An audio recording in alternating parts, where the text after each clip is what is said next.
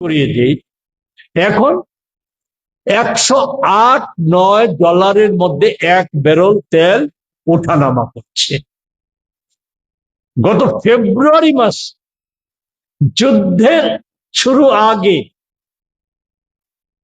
এক ব্যারেলের মূল্য ছিল $70।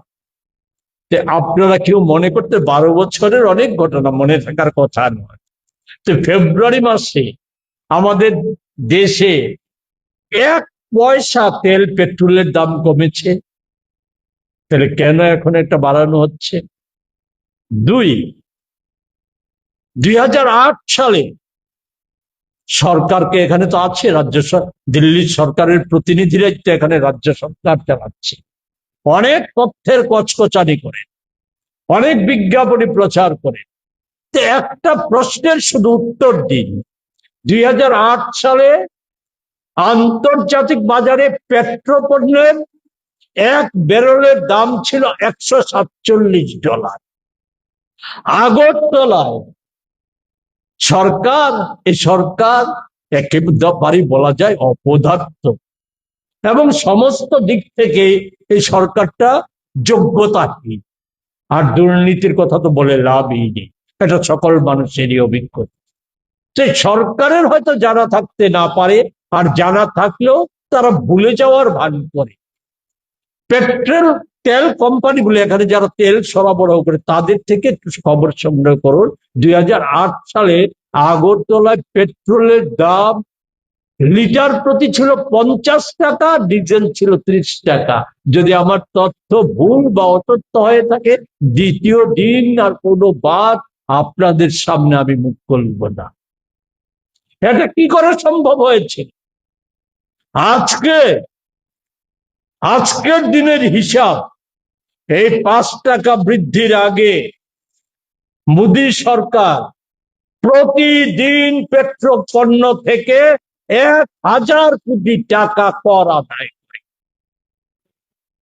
50 এবং 55% হারে কর লাগু করার মধ্য দিয়ে। কিসের কল্যাণকর সরকার? কিসের বিশ্বগুরু? কিসের সুশাসন? কিসে বলা হয়েছিল চৌকিদার? কেন বলা হয়েছিল এই যে চটকদারি স্লোগান, স্বচ্ছতাই সংকল্প, বিজেপি বিকল্প, আজকে দিন আয়েগা, প্রতি বছর 2 কোটি বেকারের চাকরির গ্যারান্টি, কালো টাকা উদ্ধারের করে প্রতিটা ভারতীয় নাগরিকের ব্যাংক অ্যাকাউন্টে 15 লক্ষ টাকা করে জমা হবে। এগুলি বহু আলোচিত বিষয়, সে সমস্ত বিষয়ে যেতে চাই না। শুধু বর্তমানে যে হালটা হলো, এর জন্য দায়ী কে? আমি তো আগেই বলেছি, বেশি কথা বলবো না। আপনাদের বলবো, 7ই December 2025 the Economic Times of India সংবাদ জগতের সাথে আপনারা সকলেই যুক্ত। সকলে এই পত্রিকাটা সংগ্রহ করুন। এই পত্রিকাটা সংগ্রহ করে আমার কথা, আমি তো নগণ্য মাত্র, রাহুল গান্ধী বা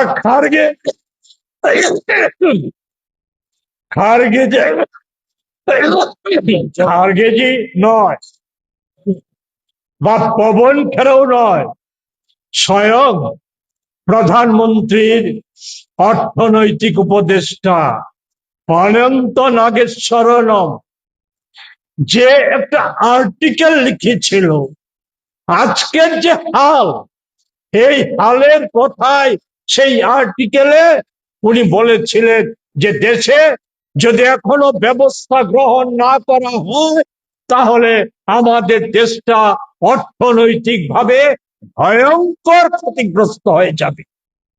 এই ছিল উনার আশঙ্কার কথা। উনি আশা করেছিলেন, আমরা এখানে বসে বলেছিলাম হয়তো অনন্ত নাগেশ্বরম বলার পর, তারপর যে বাজেট মার্চের নতুন অর্থবর্ষের যে বাজেট, সেই বাজেটটাতে নিশ্চয়ই এই কথাগুলির প্রতিফলন ঘটবে।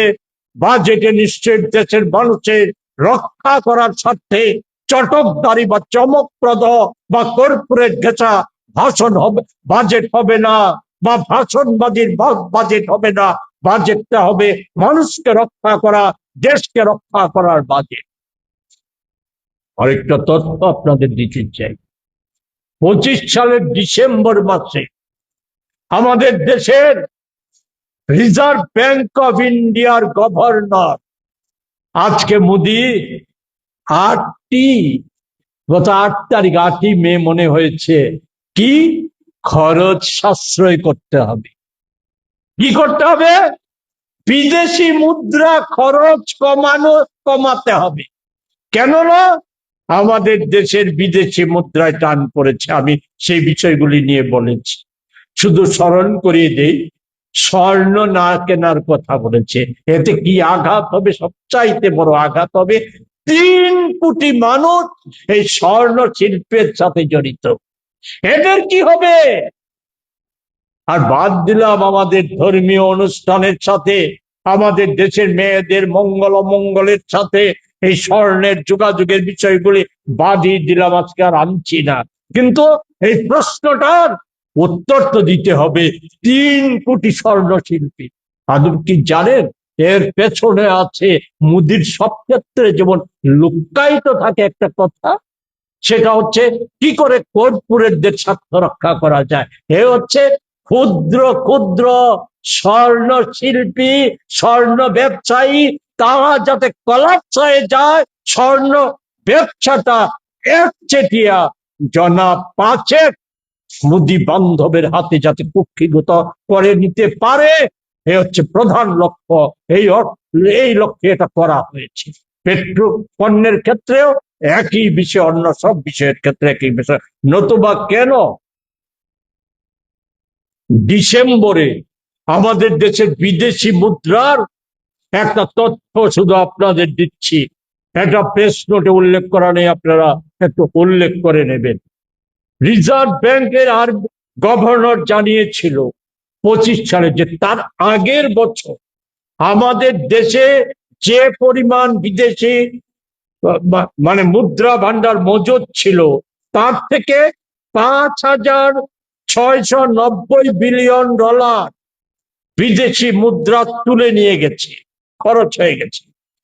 এর ফলে বর্তমানে ওই সময়ে ডিসেম্বরে ছিল 6,04,585 বিলিয়ন ডলারে বিদেশি মুদ্রা দাঁড়িয়েছে। তখন মোদিজির খরচ সাশ্রয়ের কথা মনে হয়নি?